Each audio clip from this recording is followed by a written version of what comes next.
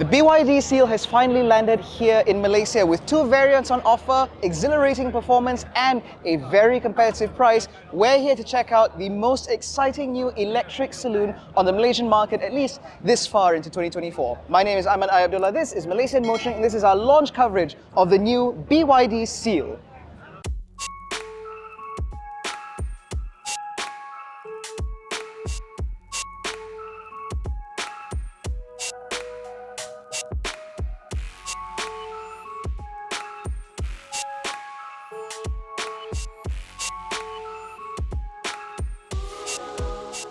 Now, before we get into the salient bits, we first have to talk about the basics. So that would be the powertrain. Now, this vehicle is available in two grades, being the premium and performance model, so the premium being electric rear-wheel drive and the performance being electric all-wheel drive. Now, 0 to 100 times our result is 3.8 seconds for the all-wheel drive model, but even the rear-wheel drive is no slouch, being able to complete the Century Sprint in just 5.9 seconds. Regardless of which model you go for, they are powered by an 82.56 kilowatt-hour lithium battery with the LFP sort of setup, which means that this is the same blade system that we've seen from the Dolphin as well as the Atto 3, which can provide a WLTP range of up to 570 kilometers for the rear-wheel drive model and 520 kilometers for the all-wheel drive model. Charging can be done at up to 150 kilowatts because this is the first BYD to run on an 800 volt architecture, which means 10 to 80% is done in about half an hour. Now, in terms of other accoutrements, of course, you have your V2L system. Your AC charging is up to 7.4 kilowatts, or is it 11? I'm not sure. AC charging is also pretty fast. You get a pretty good set of standard 19-inch alloy wheels. As far as I'm concerned, this is set up pretty good.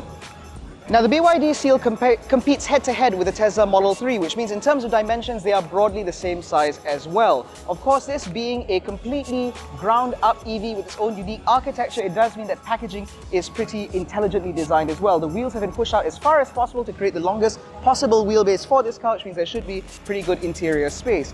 Now, in terms of aesthetics, at the front, we can see a very BYD-like face, although it does remind me a little bit of a Porsche Taycan if you squint. Down the side, you will find a standard set of 19-inch alloy wheels which are available on the performance and extension range models, but only the performance models get Continental rubber. You also get these flat, flush-sitting door handles which pop out when the car is unlocked, and you also get this very sleek roofline, which is again to aid aerodynamic efficiency and therefore increase range. Now, as far as I'm concerned, I think the BYD Seal looks good in any guise, but I think that the best angle is actually from here, because I think the back end of the BYD Seal looks absolutely fantastic. You have this full light bar that goes all the way across, replete with this sort of LED dots that kind of look a little bit like an expanding Cosmos 3D effect kind of thing, which I appreciate hugely. The other change with this car that I like a lot is the fact that we no longer get "Build Your Dreams" splattered across the back. Instead, we just have a very neat BYD badge, which is then duplicated underneath, which says BYD Seal. Now, the only external difference between this, which is the performance model, and the extended range model is that badge there, because on the all-wheel drive model, it says 3.8S. They say that this car can go from 0 to 100 in 3.8 seconds. That's also known as the "Don't Try to Drag Race Me at the Lights" badge. Now, behind this tailgate, at the press of a button, you will find a pretty good amount of space. This is sort of on par with other vehicles within the segment, including other sort of C-segment saloons, which means everything here is pretty much as you'd expect. Underneath this boot floor, you will find some space, which is big enough to hold the charging cables. Now, there is actually another second false floor under here, so you can hide even more stuff, although it's mostly taken up by the tire repair kit. There is also this bag here. Now, this bag, with all of its Chinese writing, holds the sunshade, which is perhaps the strangest arrangement I've ever seen.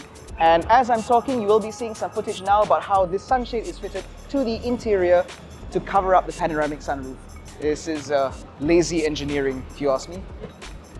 Now, inside the Seal, this is definitely a far more upmarket machine than we've seen from BYD before, because everything in here feels like it's made to compete against the BMW i4 and the Tesla Model 3.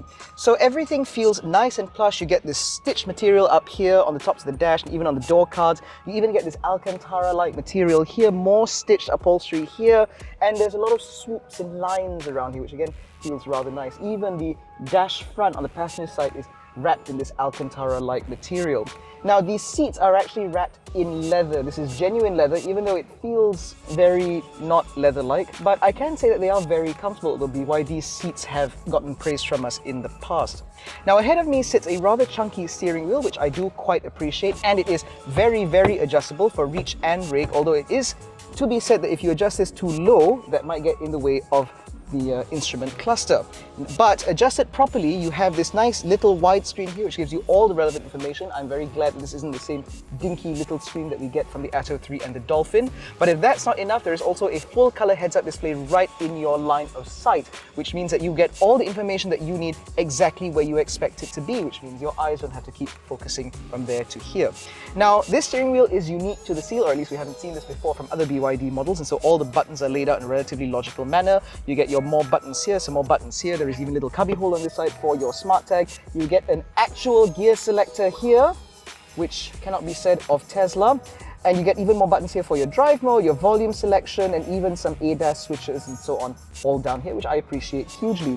Now, the center console is actually quite large, enough for me to lose half of my forearm in, and it's nicely lined in felt, which means whatever is in there shouldn't roll around and make too much noise. There's also an NFC pad here for the key card system, or to activate it via the app, which I don't think we get in Malaysia just yet.